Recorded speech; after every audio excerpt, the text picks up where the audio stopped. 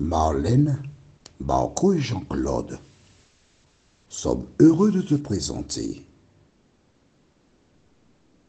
Tu obéiras. La référence biblique se trouve dans le livre de Deutéronome 27, verset 10. Deutéronome 27, verset 10. Juste avant de découvrir cette référence, prions. Notre Seigneur et notre Dieu, voici tes enfants. Jusque-là, les enfants d'Israël étaient tes créatures. Tu avais un projet pour eux. C'était un peuple. Aujourd'hui, nous voyons qu'il existe une différence entre un peuple et le peuple de Dieu. Seigneur, tandis que nous allons étudier la parole, que le Saint-Esprit continue de nous éclairer, nous diriger, afin que nous puissions bien saisir la subtilité.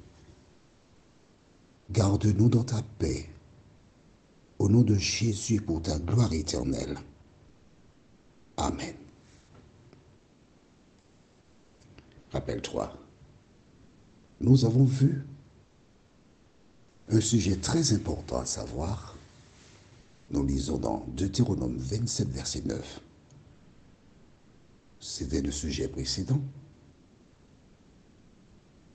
Moïse et les sacrificateurs, les Lévites, parlèrent à tout Israël et dirent: Israël, sois attentif et écoute. Aujourd'hui, tu es devenu le peuple de l'Éternel, ton Dieu. Aujourd'hui. Rappelle-toi, ils ont passé 430 ans en Égypte. Ils ont passé 40 années dans le désert en marchant. Et c'est lorsqu'ils arrivent pratiquement à la frontière, quoi. Puisque, regarde, nous lisons au début du chapitre 27, verset 1er. Moïse et les anciens d'Israël donnèrent cet ordre au peuple: observez tous les commandements que je vous prescris aujourd'hui. On pourrait changer, observer ou encore obéissez. C'est la même chose, d'accord? À tous les commandements que je vous prescris aujourd'hui. Pourquoi je dis obéissez? Tu comprendras dans un instant, ok? Verset 2. Lorsque vous aurez passé le Jourdain pour entrer dans le pays que l'Éternel, ton Dieu, te donne. Et à partir du verset 2 jusqu'au verset 9, il donne la marche à suivre. Et il indique de manière claire et précise: aujourd'hui, tu es. Ce n'est pas lorsque tu passeras de l'autre côté, non? Je reprends, je voudrais que tu saisisses, c'est très important. Verset 2. Lorsque vous aurez passé le Jourdain pour entrer dans le pays que l'Éternel, ton Dieu, te donne. D'accord? Mais en attendant d'entrer là-bas, avant d'entrer, lorsque vous aurez passé le Jourdain, qu'est-ce que le Jourdain? C'est un fleuve. D'accord? C'est-à-dire que lorsqu'ils auront traversé le fleuve et qu'ils seront passés de l'autre côté, ils deviendront quoi? Le peuple de l'Éternel. Non. Ça va changer. L'observation de la loi, tout le reste. D'accord? Mais dès ce moment, avant d'avoir traversé le Jourdain, tu es devenu le peuple de l'Éternel, ton Dieu. Comment comprendre cela par rapport à toi et moi? Le Jourdain représente l'eau. Du reste, c'est dans le Jourdain que Jean-Baptiste a baptisé Jésus. D'accord? Donc tu sais que c'est l'eau. Avant de traverser l'eau, ou encore avant d'être baptisé, si tu préfères, tu as accepté Jésus comme sauveur. Quand tu traverses le Jourdain, cela veut dire que tu es baptisé. Qu'est-ce que le baptême? Plongé, immergé. Le Jourdain est devenu une tombe liquide pour le peuple d'Israël. Quand tu es baptisé, tu es plongé dans l'eau. Et quand tu te relèves de l'eau, à partir de ce moment, tu es appelé à marcher en nouveauté de vie. Voilà pourquoi qu'accepter Jésus avant le baptême, tu deviens déjà un enfant de Dieu. Et quand tu as été baptisé, quand tu sors de l'eau, tu marches en nouveauté de vie. Alors le chrétien, qu'est-ce qu'il fait?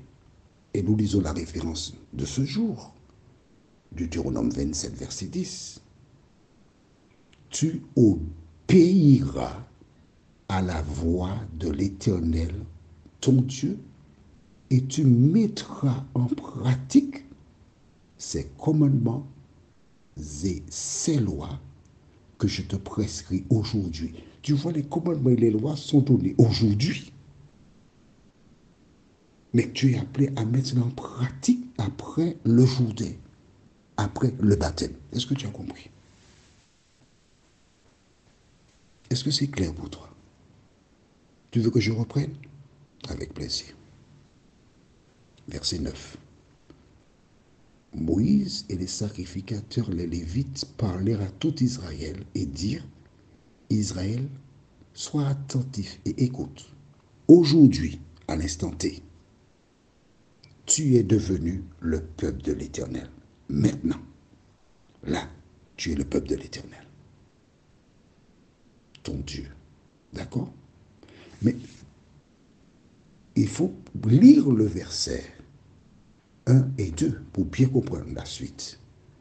Moïse et les anciens d'Israël donnèrent cet ordre au peuple. Observez tous les commandements que je vous prescris aujourd'hui. Dès à présent, aujourd'hui. Et lorsque vous aurez passé le Jourdain pour entrer dans le pays que l'Éternel ton Dieu te donne, tu dresseras de grandes pierres et tu les enduiras de chaux. Donc aujourd'hui, tu mets en pratique déjà. OK? Et lorsque tu as passé le Jourdain, tu feras cela. Mais dès à présent, on revient au verset 9, dès à présent, tu es devenu le peuple de l'Éternel, ton Dieu. Dès que tu acceptes Jésus pour sauveur personnel, tu fais partie de la famille de Dieu. Maintenant, quand tu es membre de la famille de Dieu, tu dois connaître la famille et marcher selon les principes qui régissent dans la famille. Exemple, tiens, je me rappelle bien, il y avait un homme un jour, monsieur de Jamaïque, qui était venu à mon domicile, à la Martinique, à notre domicile. Et quand nous avons dressé la table, il n'y avait pas de verre sur la table. Aucun verre. Et j'ai expliqué à cet invité que nous ne consommons pas de boisson pendant le repas. C'est pourquoi nous n'avons pas de verre à table. Parce que quand tu bois, pendant que tu manges, cela ralentit la digestion. Et parce que nous avions cette pratique, il n'y avait pas de table à l'heure du repas. Quand tu viens chez moi, je t'ai informé qu'il n'y a pas cela. Maintenant, si tu me demandes de l'eau, j'ai le devoir de respecter ton désir. Mais toi, tu dois savoir qu'il n'y a pas d'eau. Et je t'explique pourquoi il n'y a pas d'eau. Il y a des personnes, en fait, je n'invitais pas beaucoup de personnes chez moi non plus, donc à ce niveau, je n'ai pas de problème. Mais j'ai des principes. Dieu, lui aussi, il a des principes. Et il a une loi. Il a des lois. Et moi, en tant qu'enfant de Dieu, quand j'ai été greffé au peuple de Dieu, c'est-à-dire quand j'ai accepté Jésus et je deviens membre du peuple de Dieu, j'ai l'obligation, parce que j'aime Dieu, de respecter sa loi. Dans tous les cas, la loi que Dieu a donnée, c'est une loi pour mon bonheur. Exemple, exemple, il existe des lois sanitaires, il existe aussi des lois morales, mais les lois sanitaires sont bonnes. J'ai encore en mémoire l'une des lois sanitaires. Dieu dit, quand tu seras en voyage et que tu feras ton besoin, il te faudra avoir une petite pelle pour pouvoir recouvrir tes excréments quand tu auras terminé. Mais je connais des personnes qui, près de chez elles, une fois j'étais chez un homme, quelque part aux Antilles, et l'homme faisait son besoin un peu partout autour de la maison. J'ai fait attention pour ne pas piler, mais j'ai pilé quand même. Et j'ai demandé de l'eau pour nettoyer ma chaussure et c'était vraiment quelque chose d'horrible pour moi. Toutes les lois que Dieu donne, c'est pour le bonheur de ses enfants. Le code de la route, c'est une bonne trouvaille. C'est pour la protection des conducteurs automobiles. Alors si les hommes peuvent inventer des lois pour protéger, à plus forte raison, la loi de celui qui a créé l'homme est là pour protéger aussi. Prions, notre Seigneur et notre Dieu. Merci pour la parole. Nous découvrons une fois de plus des choses nouvelles. Nous découvrons que tu dis, tu obéiras à la voix de l'Éternel. Seigneur, Pierre a obéi. Il a jeté le filet, il a pris des poissons. Et à travers tous les autres exemples que nous avons eus pendant le mois d'autorité, les serviteurs à qui Jésus déclara, remplissez les jarres d'eau, ils les remplirent d'eau.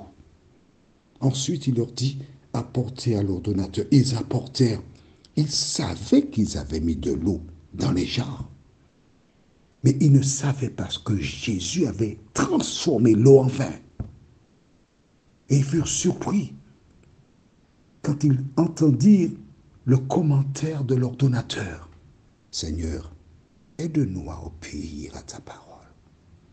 Aide-nous à comprendre que cette parole, tu nous as donnée pour notre bien, pour notre bonheur.